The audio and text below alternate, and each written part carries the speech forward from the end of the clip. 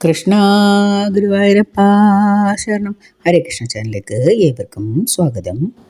നമുക്ക് ഏവർക്കും പുണ്യദിനമായ ഗുരുവായൂർ ഏകാദശി ഡിസംബർ 1-നാണല്ലോ. അപ്രകാരം ഗുരുവായൂർ ഏകാദശിയോടനുബന്ധിച്ചിട്ടുള്ള ക്ഷേത്രത്തിലെ ദർശന സമയക്രമമാണ് പറയുന്നത്. അതായത് ദശമി നാൾ മുതൽക്ക് ദ്വാദശി ദിനം വരെ രാവിലെ തുടർച്ചയായ ദർശനം ഉണ്ടായിരിക്കുന്നതാണ്.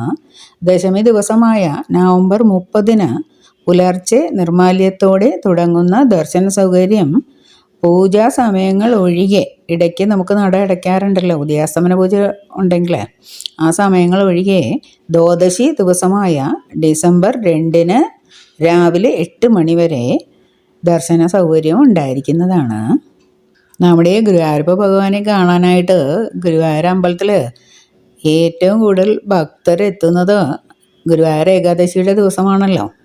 ഏകാദശി നാളിൽ നമ്മുടെ ഗുരുവായൂരപ്പ ഭഗവാനെ ഒരു നോക്ക് കണ്ടു തൊഴുത് പ്രാർത്ഥിക്കുക എന്നത് നമ്മുടെയൊക്കെ ജീവിതാഭിലാഷമാണല്ലോ. അഭൂതപൂർവമായ ഭക്തജന തിരക്കായിരിക്കുമെന്ന്.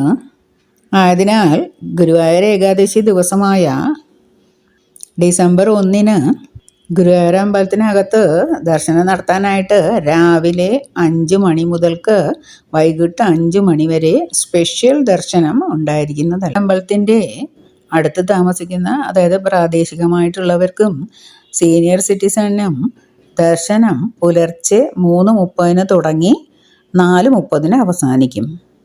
അതുപോലെ ശ്രീകോവിലിൽ നെയ്വിളക്ക് ഓൺലൈനായിട്ടും അഡ്വാൻസ് ആയിട്ടും ഒക്കെ ഷീട്ടാക്കിയവർക്ക് ഉദയാസ്തമന പൂജയുടെ 5 പൂജകൾ കഴിയുന്ന മുറയ്ക്ക് 1 മണിക്കൂർ ദർശനത്തിനിടയ്ക്ക് 15 മിനിറ്റ് ദർശനം അനുവദിക്കും. ബാക്കി 45 മിനിറ്റും ജനറൽ ക്യൂ, അതായത് നമ്മൾ പൊതുവായിട്ട് വരി നിൽക്കുന്നില്ലയോ, ആ ക്യൂവിലുള്ള ഭക്തർക്കാണ് ദർശനം അനുവദിക്കുക. അതുപോലെ തന്നെ ചോറൂണ് കഴിഞ്ഞ് കുട്ടികൾക്കുള്ള പ്രത്യേക ദർശനവും ഉണ്ടായിരിക്കുന്നതല്ല. അതേപോലെ ദശമി ദിവസമായ നവംബർ 30-ന് പുലർച്ചെ നിർമാല്യത്തോടെ ദർശന സൗകര്യം തുടങ്ങുമെന്ന് പറഞ്ഞുവല്ലോ. ആ ദർശനം ദ്വാദശി ദിവസമായ ഡിസംബർ 2-ന് രാവിലെ 8 മണി വരെ ഉണ്ടായിരിക്കുന്നതാണ്. ദ്വാദശി ദിവസം രാവിലെ ക്ഷേത്രനട അടച്ചതിന് ശേഷം വിവാഹം, ചോറൂണ്, തുലാഭാരം, വാഹനപൂജ എന്നിവ ഉണ്ടായിരിക്കുന്നതല്ല. അതേപോലെ തന്നെ ഏകാദശി, ദ്വാദശി ദിവസങ്ങളിൽ നിർമാല്യ ദർശനവും ഉണ്ടാവില്ല. ഇപ്രകാരമാണ് ഗുരുവായൂർ ഏകാദശിയോടനുബന്ധിച്ചുള്ള ക്ഷേത്ര ദർശനത്തിൻ്റെ സമയക്രമം. ഏവർക്കും ഗുരുവായൂരപ്പ ഭഗവാന്റെ അനുഗ്രഹം ഉണ്ടാകട്ടെ എന്ന് പ്രാർത്ഥിക്കുന്നു. ഹരേ കൃഷ്ണ. സർവം കൃഷ്ണ അർപ്പണമസ്തു.